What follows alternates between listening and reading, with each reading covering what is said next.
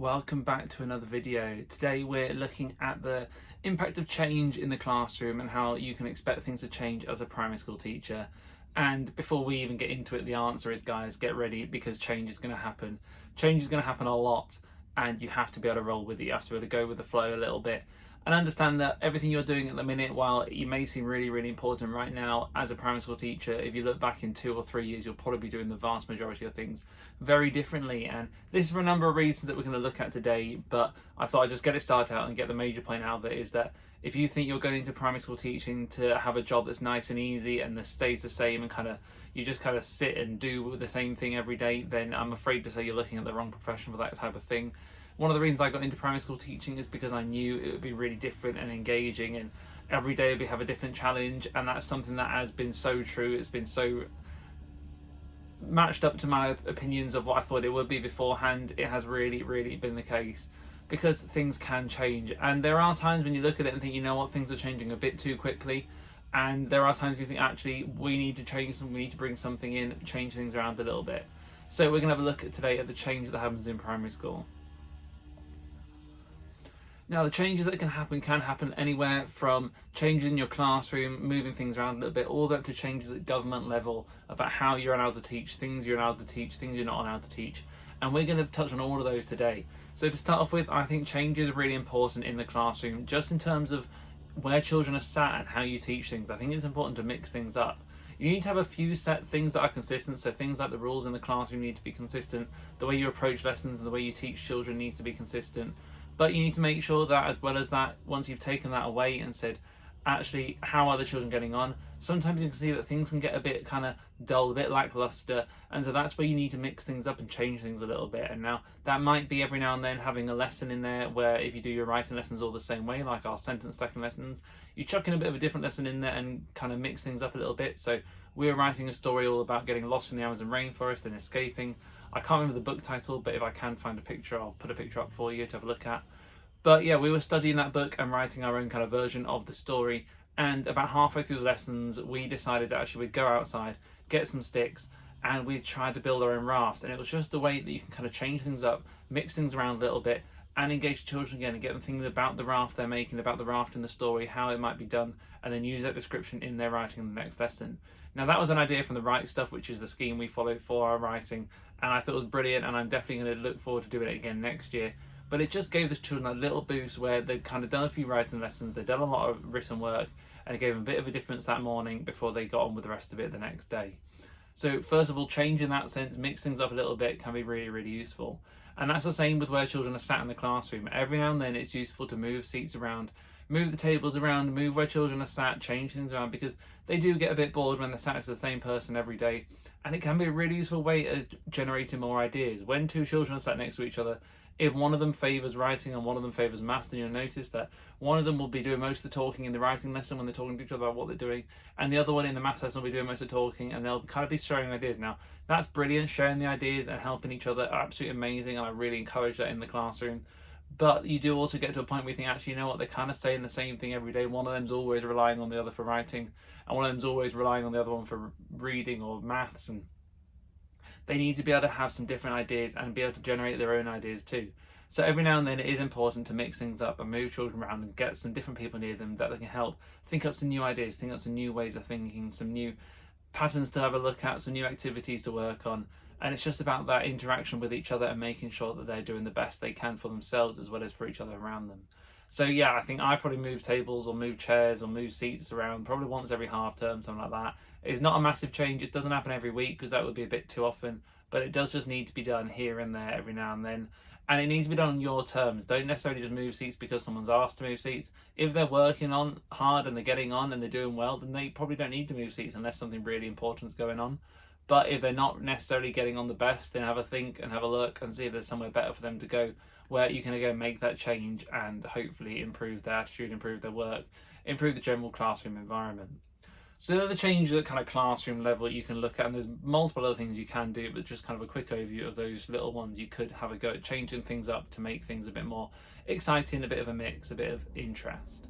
Now we're going to move up a level now and say, okay, they're the changes done in the classroom. What kind of changes could you do at school level, or what happens at school level? Now, to start off with, that it can just mean policies, it can mean curriculum. So when I started at my school, we had a policy where I can't remember what it was because it was only around for a little while, but there was various different colour pens you had to use. You had to use one pen for good things, one pen for things to work on, another pen for just general comments. You had to use highlighters and colour things, and it all was very complicated. I really struggled at the start when I started as an NQT at the time to keep up with what I had to do and what colour pen I had to do it in.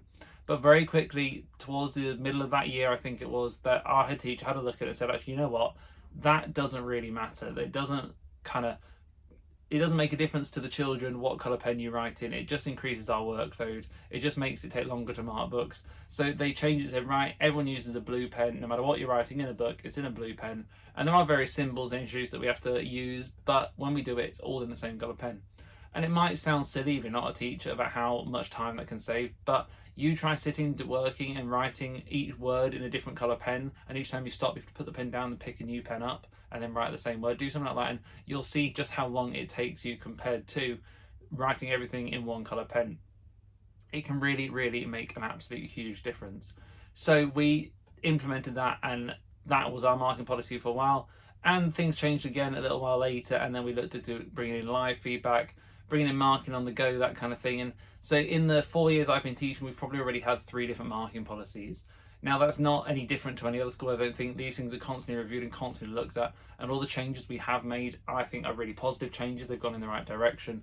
But again, it's a good example of just because that's the policy at the minute doesn't necessarily mean that that's a policy you're going to really stick to forever and that'll be the best one. And that's why one of the messages I always give to students when they're going on placements is, yes, it is important to learn the policies and know what you need to do on your placement, but don't believe that that's the same thing every single school does, because every school does things differently. Schools inside the same academy do things differently. It's just important to know with the school you're at now what you need to do for that time.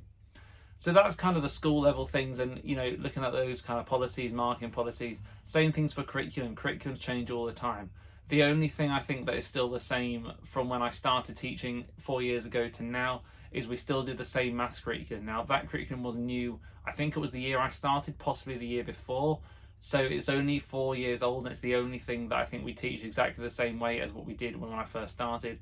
And we're looking at now changing that to a new scheme for next year, because again, it's time to kind of generate that change, generate a bit of difference. We've looked at how it's worked. We've had some time for it to work throughout the 4 years, and so the children now in year 6 probably started using it when they were in year 1 or 2, I think, and so it has had some time to be put into effect. But looking at it now, you can see that actually there are some things that are missing. It's done some things really, really well, and it has definitely helped the children, and I think the scheme's been really good. But there are some things missing, a bit like some reasoning stuff, some problem solving stuff that actually we can maybe get better from something else like White Rose that I think we're looking at moving on to. So again, it's those changes where if you think every single subject you teach across the school curriculum, not one single thing of those for me has changed over 4 years. And I'm sure in 4 years time I'll look back and I'll hopefully have this video to look back on too and say, right, what's changed again? How are things different now? And I think that is just the way schools are. That's the way things happen in schools. Everything does change, and it's about being able to roll with that. And hopefully 95, 100% of the changes you will look at as positives. And if you don't see them as positive, you have to keep an open mind. I was very open at the start of the year when my school changed from writing in books to portfolios, that I didn't think the portfolios were the right thing to do. And obviously when we had discussions about it, I said, look, I'm not sure this is going to work, but I'll go with it. I'll have a go at it and we'll see what happens. And looking back now, I think they've been brilliant. They've worked really, really well. I wish I could keep on using them.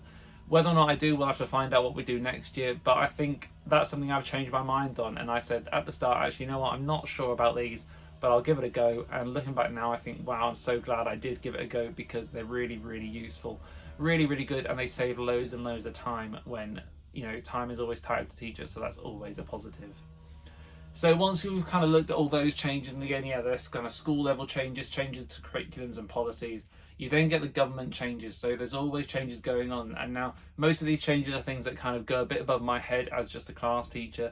But you're always hearing about different changes to budgets, changes to what you're allowed to teach, changes to things you can and can't teach, changes to, like COVID, there was new policies being sent out during COVID about what you're allowed to teach and how much you had to teach working from home, how much you had to teach children who weren't in school.